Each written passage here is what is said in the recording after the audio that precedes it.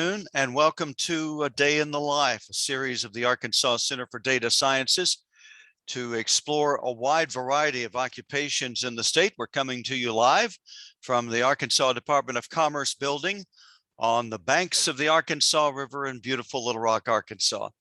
I'm David Wallace with the Office of Skills Development, the home among state agencies at any rate of registered apprenticeship in Arkansas. And we work closely with employers and industry intermediaries to help businesses fill their talent needs through training methods that incorporate real world work, what we call work-based training. And of course, apprenticeship is perhaps the most thorough and proven of those methods. We're right in the middle of National Apprenticeship Week, November 15th through the 21st. And we're using this series to introduce you to jobs you can learn to do and become fully qualified for through registered apprenticeship. Today, we feature a job very common to the manufacturing setting. Matthew Thomas is a general maintenance technician and an apprentice at one of the state's largest manufacturers, Tyson Foods. He's situated in Northwest Arkansas. Tyson, of course, with plants all over the state. We'll meet Thomas in a moment. But chief among the intermediaries that OSD works with is the Center for Data Sciences, ACDS, which is the best friend of tech workers and companies in the state. Jenny Sales is a talent acquisition recruiter for ACDS, but her background and expertise are in manufacturing, not tech. And she'll be helping us on the interview today. But Jenny is where she is because of a program called Reskill Arkansas. Now I'll come back to that. But first, let me welcome Matthew. Matthew, tell us a little bit about yourself and how you got to the position you're in. I graduated last year, 2021, and through my connections at Springdale High School, I was able to get informed about this job. They've done a really good job at reaching out to schools and putting themselves out there, letting kids know about this stuff. And through the connections, I was able to receive this position, and I've been working for Tyson ever since I graduated. We're getting pretty close to a year now. I think I started, it was either early March or late February. So it's been going well so far. Great. We're certainly glad you're here. A big part of apprenticeship, of course, is mentoring and coaching on the job. Let me coach you up just a little bit right now, Matthew. That microphone on your computer is a little far away from you. So I want to ask you to speak up a little more, and just speak right out so that we can hear you well. Now, Jenny, you will pick up the discussion here, but, I wanted to introduce you. I mentioned Reskill Arkansas. That started as an idea of ACDS and OSD to reach out to newly unemployed during the initial wave of COVID back in the spring, the summer, and following of 2020. And that was an idea to find candidates who were displaced, to give them a chance to enter apprenticeships specifically for tech positions. But that idea has expanded now to advanced manufacturing, and that's where you come in. Is that right? Yes, sir. Absolutely. We have a program in place that helps train and retain talent in the advanced manufacturing sector. And that could be in the maintenance sector, more robotics, welding, any type of advanced manufacturing, CNC.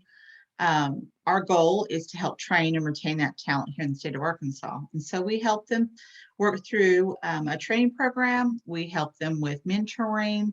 We help them with their resume. We work with different company partners throughout the state of Arkansas, such as Tyson, to get them involved in an apprenticeship type program. So it's a great resource to help along the ways with pre-apprenticeship and apprenticeship in the advanced manufacturing sector.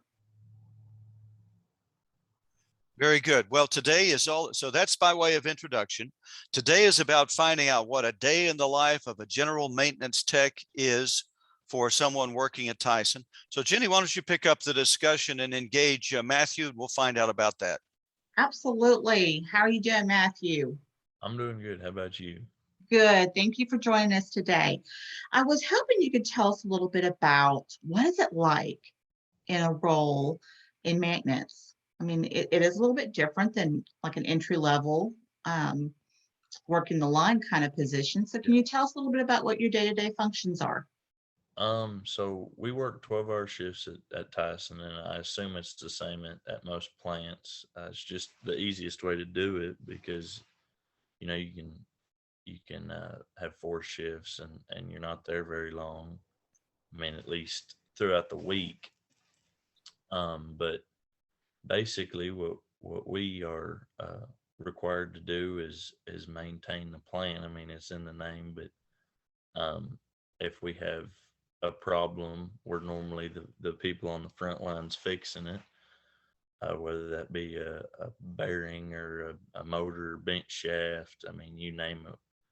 Oh, um, some of the stuff we've got, I mean, you wouldn't even find in a state of the art uh, machine shop. I mean, we've got some of the best equipment around, and it's just to speed up the process of getting those lines running.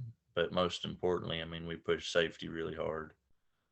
We had a guy, we were like 485 days safe, and a guy just 2 weeks ago was pulling a bearing off, and the bearing broke. It was an old bearing, but it broke and ended up cutting him, and we lost those 485 days. So we had a safety stand down and assessed what happened and how we could fix that in the future. But I like that. Preventative safety. yeah, but we just So yeah, you said preventative, you do maintenance. yeah. So preventative maintenance would kind of qualify into that. Is that correct? Yes. So at my new plant, I started at Berry Street, and at Berry Street we had PMs, which is preventative maintenance. However, at my new plant over here in Fayetteville, Mexican Original, we actually have a PM crew. So uh, every week we've got one line that's down for that whole week or partial part of that week. They're there for 4 days, but they actually do all of our PMs. So that helps us out a lot, just in the fact, we run that plant 24/7, all but a Saturday evening. So it allows us to focus on keeping the lines running while they're fixing potential problems. When a plant or when the line's down and you're doing preventative maintenance, how often do you find a serious issue that could be prevented during that preventative maintenance or that is able to get Uh, fixed during so that time? so it's not uncommon to find 3 or 4 things on a machine. I mean, you're talking, we run those machines extremely fast. I mean, there's a lot going on with them, and some of them are really complicated. So I mean, it's not uncommon for 3 or 4 things to be just teetering on the edge of breaking. So without that preventative maintenance, I mean, you're talking about major downtime during the week. Would you say your previous experience at the other plant, learning those preventative maintenance measures helped you grow your career in your apprenticeship program? Yeah, getting in over there. It's definitely more fast paced at a chicken plant, just because y- they're uh, they're much more um, goal driven, I guess. They want to see as much chicken. I mean, and it's the same down here. They want to see as much product off the line as possible. But they they want that stuff fixed as quickly as possible. Whereas as down here, they're more worried about safety. Not that Berry Street wasn't, but safety's pushed a lot harder down here at Mexican Original. Because Tell at me a the end little of the day, bit. Didn't mean to go ahead. interrupt. I thought you were done. So sorry. I was just going to ask you, what skill set do you have that you use on a regular basis is most valuable to you in the maintenance world? Uh, Troubleshooting for Okay. sure. Can you So, give you me know, an example? that's just something you're going to pick up over the time you're working. Um, I was lucky enough that I had a little bit of background in troubleshooting, so I wasn't uh completely ignorant, if you will, when I got there. But each plane is different, and troubleshooting, I mean, you're going to be doing it at every plant. That's just the way it is, especially with this job. I mean, you need to be able to find a problem in a system, whether that be pneumatic, hydraulic, electric, whatever it may be. You need to be able to assess a problem and know how to fix it. So that's where that really comes in handy. Have you ever approached a problem that you were trying to troubleshoot and it was just like you were scratching your head, like, how am I going to find the answer to this? What did you do when you came up across a situation like that? So we've got a lot of resources, whether that be manuals, other team members that know the machine. You wouldn't think it, but the operators of those machines know them very well. I mean, they're around them 8 hours a day, 5 days a week, so they know a lot of those problems. So if I'm running into an issue, I typically can go and discuss it with the operator, and they can guide me towards what's going on. But we've got trained and experienced maintenance techs down there as well. They've been doing it for 5 or 10 years, and they've seen everything, or seen most stuff on these machines. So, Did you Jenny, feel Jenny, let me just interject here. We've gotten some people that have come on since we had our introductions. So let me set the scene again, and also encourage anybody that wants to ask a question of their own to put it in the chat, or we'll give you a chance just to unmute and speak up uh, a little bit later. We're going to continue our conversation with Jenny in just a second, but we're visiting with Matthew Thomas from Tyson. He's a general industrial maintenance tech and an apprentice. He's situated in Springdale. Tyson, of course, with plants all over the state, one of the largest employers in the state. And we're finding out about a day in the life of maintenance tech in a manufacturing environment. And we're going to also be getting into the training of maintenance techs, how that's evolving, what Matthew's experience has been, and what he looks forward to in terms of his career path there at Tyson. But just wanted to interject to say, please put your questions in the chat. We're going to have time. We're going to go on for 20 more minutes or so here. So go ahead, Jenny. Matthew, so you've kind of explained that you've done some troubleshooting and you had a little basic experience in the previous to coming to work at Tyson. Tell me a little bit about, how did you know that maintenance was going to be the right field for you to be in? Did you have had you been tinkering with things before? Like, did you tear apart your brakes and put new pads on them? Did you repair your mom's blender or the microwave when it broke down? Like, what made you think that you would be a good fit for the manufacturing environment in a maintenance role? um, well, so I do, fix things around the house, whether it be a power washer or doing your own car repairs. But to be completely honest, I mean, the money is what brought me into it. I didn't even know what a maintenance tech was my senior year. I mean, 6 months into my senior year, uh, I heard about this job, and there's not a lot of people my age making the money I'm making, and I mean, that's a big motivator there. I mean, money motivates a lot of people, but It does. I got, after you take that away, I mean, it's a fulfilling career, because um there's it's just it's a good feeling when you can fix something and see people excited to keep going, because when a line's down, everybody's stressed out and everything. And then when you fix that problem and they get going again, it's just, uh, everybody's relieved, and it's a good feeling to have, to know you were the one that fixed it. Adrenaline rush, probably. Yeah. Um, so you started in an apprenticeship role and you've kind of already started climbing the ladder. Yeah. And it sounds like you have plans to continue to grow into an electrical journeyman type role in the future. Would you say that Tyson has really been supportive along your journey in your apprenticeship role? Yeah, they have. They push training really hard. Because eh, I mean, it's in their best interest and yours, because they want a trained maintenance technician, and you want the knowledge, because whether you decide to stay at Tyson or go somewhere else, I mean, this Mhm. field is especially right now, there's not enough people working in it.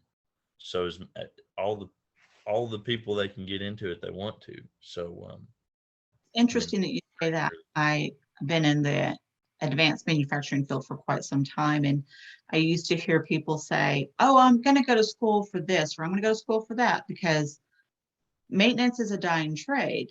Yet it's not. I think you were just talking a little bit ago about in Tyson has a ton of openings in the maintenance world. Would you say, what would you say to your buddy that was saying, "Hey, I want to become a maintenance tech like you. How do I get involved?" so I mean, the first thing you can do is apply. Uh, that we've got multiple guys that come in off the street with no experience, and within 4 to 5 months, we're able to train them up to where they're able to do most things that somebody that's been there a year can do. I mean, the training program's second to none at Tyson. But if you want some more experience and you want to come in at maybe a higher pay grade, you can always go to a vocational school or a tech school, and do a maintenance generalist course, which just runs you through motors and bearings and that sort of thing. So uh, Awesome. Awesome. Did you earlier say that you had experienced maintenance tech or men, industrial maintenance, even maybe a millwright, I'm not sure, that are there to lean on? Would you say those are your mentors along throughout the program that really yeah, so in at Berry Street, it was a little more uh, pronounced, I guess I would say, because there was more of them. um, and me coming in with no experience, I mean, they were all there supportive and just trying to help me out. Now down here in at Mexican Original, it's they're there to help you out too, but a lot of the time, I mean, you're with one person or on your own, because we're stretched so thin right now. So I mean, you can call on the radio or go and talk to them about a problem, but just with the way it is right now, um, you really got to be able to kind of figure stuff out on your own. Jenny, I wanted to ask Matthew about on that point, the presence of the training instructor that's right there in the plant. That's a luxury you have at Tyson, maybe others don't have. Even other manufacturers that use apprenticeship programs, they may be working with an outside, training provider. But when you and I talked before, you mentioned that not only the buddy, which is what you guys call your mentor, the more experienced worker who is looking over your shoulder or helping you on projects, not just them, but the actual training instructor that you go to class with is there at all times, right? Well, so um, he's there for 2 or 3 hours in the evenings, and 2 or 3 hours in the day, or well, a little bit longer in the day. Uh, but I mean, he's there pretty well when you need him. I mean, if you had to, you could probably call him and get some information. But How does that help you more than just, being able to rely on your buddy or mentor? well, see, like our trainer, he's been at this particular plane I'm at for 40 plus years. I mean, that the experience he's got, you're not going to find with somebody that's only been there 5 years. I mean, when you're talking that long, I mean, they've seen everything. They know what everything, how every machine works. I mean, all that stuff. I think one thing that's so important in having a mentor that has so many, or a trainer that has so many years of experience, is they often know best practices. So some key things in teaching those preventative maintenance measures that help along the way. And so I'm 100% in agreement that those are some good resources. What are some other resources that you use? So like I said, we've got manuals and part lists and stuff. We've got a program called SAP, and that assists us in finding parts. Is that your So standard operating procedures? SOP, uh, SAP, AP. Okay. it's the program. I believe that it's used all across Tyson Okay. as basically the connection between plants. So, for example, like just a couple weeks ago, we had a motor that went out, and we didn't have it at our plant, but one up here in Rogers did. Well, we got on SAP and just had it shipped over to our plant. So, just stuff like that, um, whereas we may have to order that, and it may be uh, 2 or 3 weeks before we could get it. We was able to just hop on there and find it in that system and have it shipped over.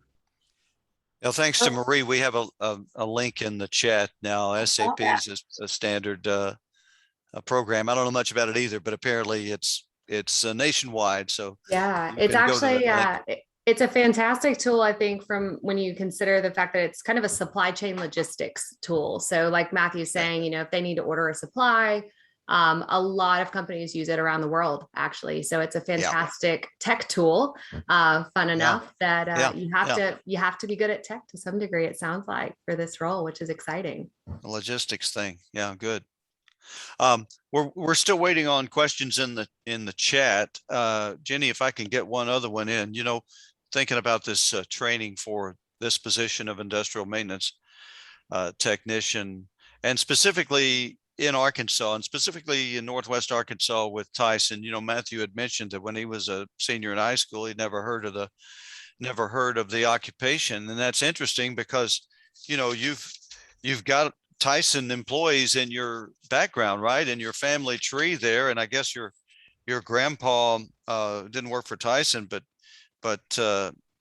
he was a mason and a carpenter, but yet, you weren't really aware. What can we do to get kids, if you go back a few years, to your days at Springdale High School, what do we do to recruit those students into these type of positions? What's your recommendation for what we ought to be doing?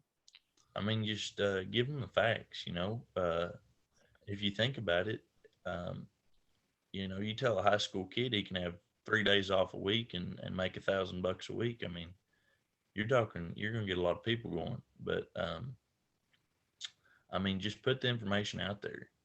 Rodney did a really good job at Springdale, and the connection Rodney and my teacher created really was able to link a lot of students up. And I know he's doing that at SOI as well. But just reaching out to teachers and giving them the information. I mean, you've got a kid who may not know what he's wanting to do, and you give him this information. Well, at least he's got a buffer there. He can get into this, and you may get a really good employee out of him. So, and I asked you that question before I saw that one of our special guests from the Department of Education, Tina Moore, put essentially the same thing in the chat. And this is an interesting topic, and I know one that's dear to your heart. Tina, if you want to unmute and amplify on that question, were there other aspects of that you wanted to know about? No, that you ended up asking exactly the same thing I was wanting to know. You know, what do you tell high school students to get them interested in this? Because I had two students who are now adults and they went completely different paths, and just being informed of things, that's it. And I think your answer was spot on, just knowing that that opportunity is out there, because so many students don't realize what opportunities are out there. Unless they already know someone that's in that certain job. They only know what's around them. So thank you for your answer, Matthew. And congratulations on your great career you're pursuing still.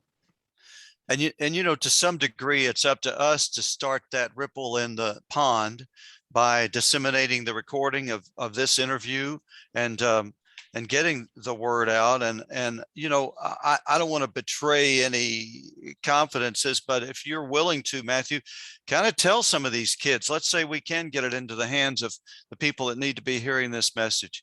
Tell them what's ahead for them if they want to go down this road in terms of what they can enter into a company like Tyson earning and where it can go from there. You help us tell that story. Go ahead.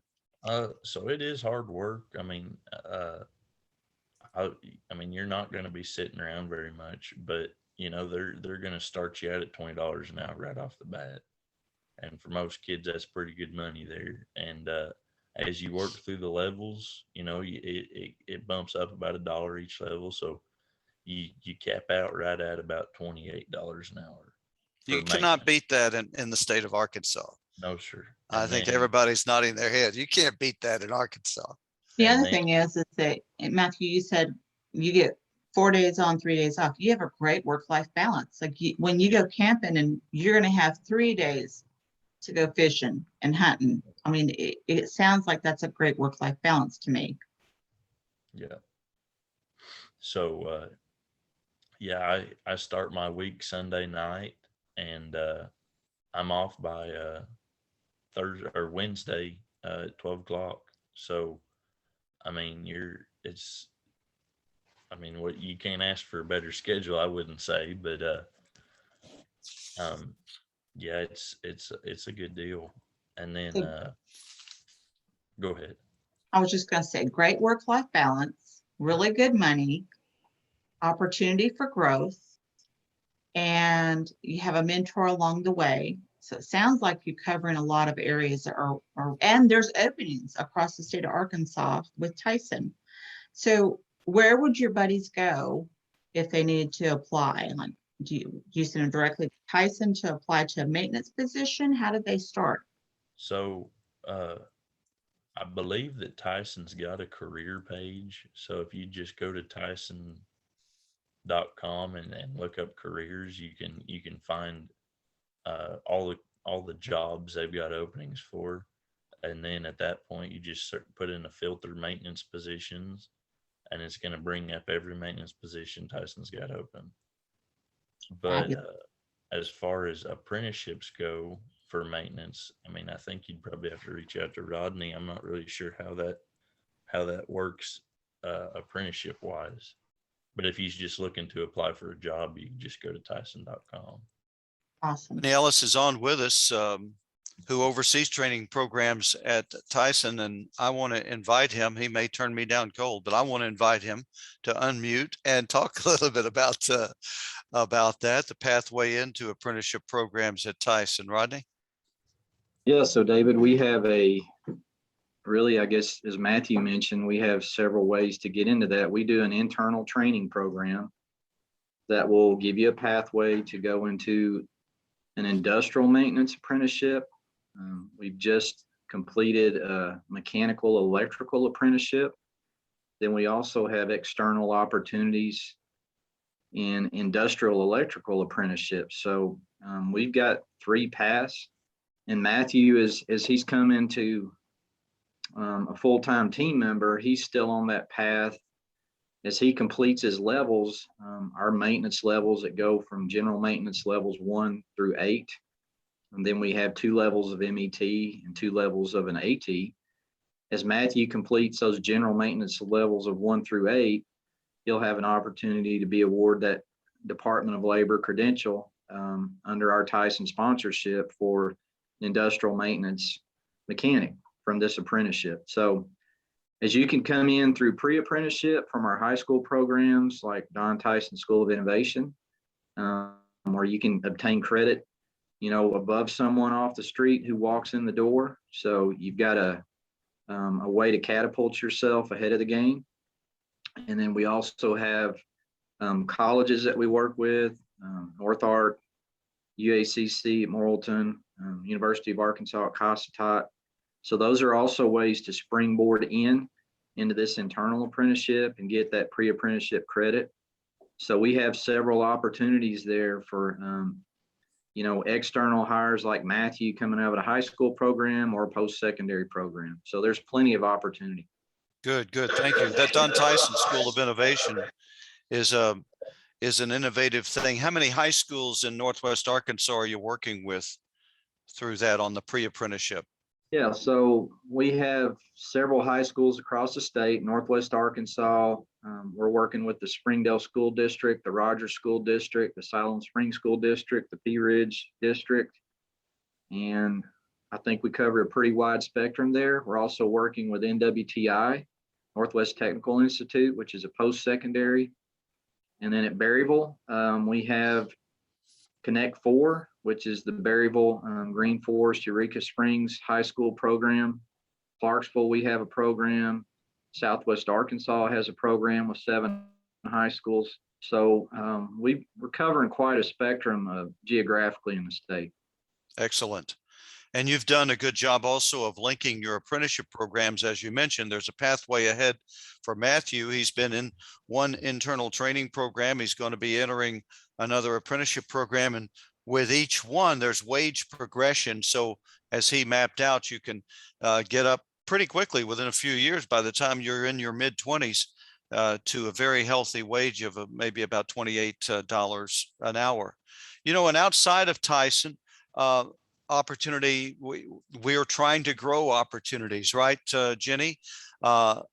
Reskill Arkansas we touched on earlier, but maybe we can close by letting you talk about the on-ramp for candidates to through Reskill Arkansas into these types of positions throughout the state.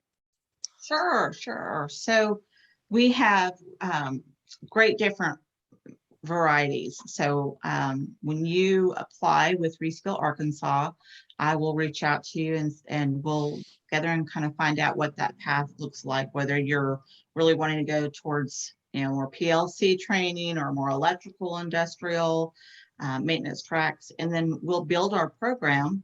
You'll do some online training. If we have some company partners such as Tyson, we will reach out to them to see if they have any openings or an apprenticeship position that you can move into.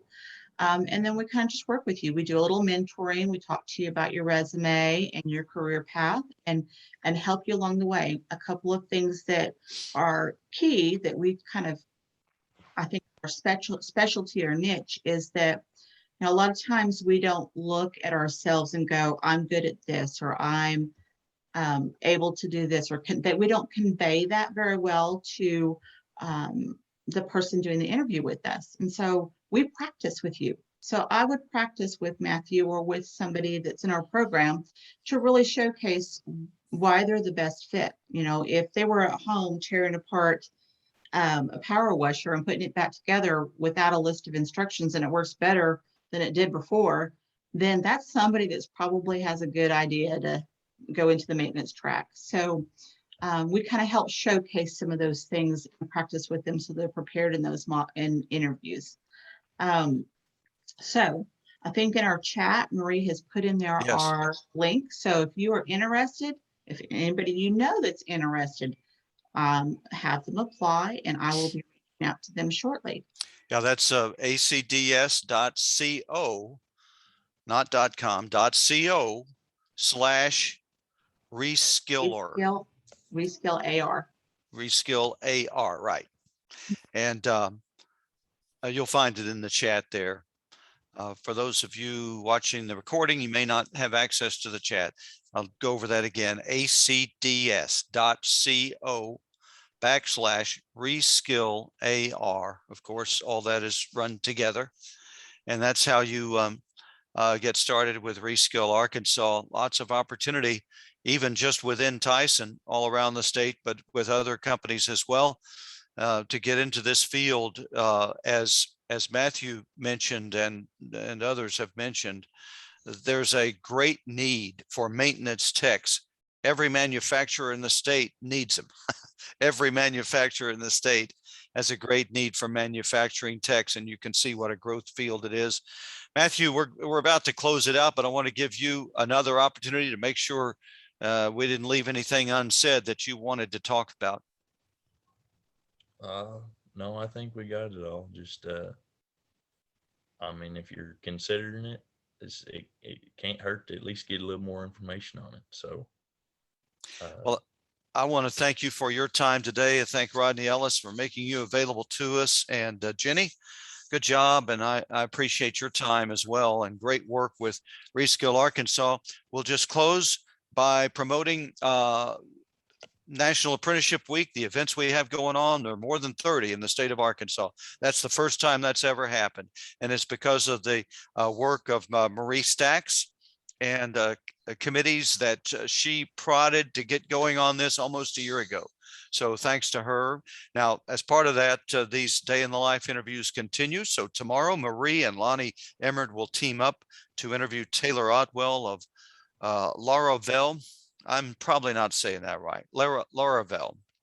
You've got it right. Yep. Okay. Laravel. Okay.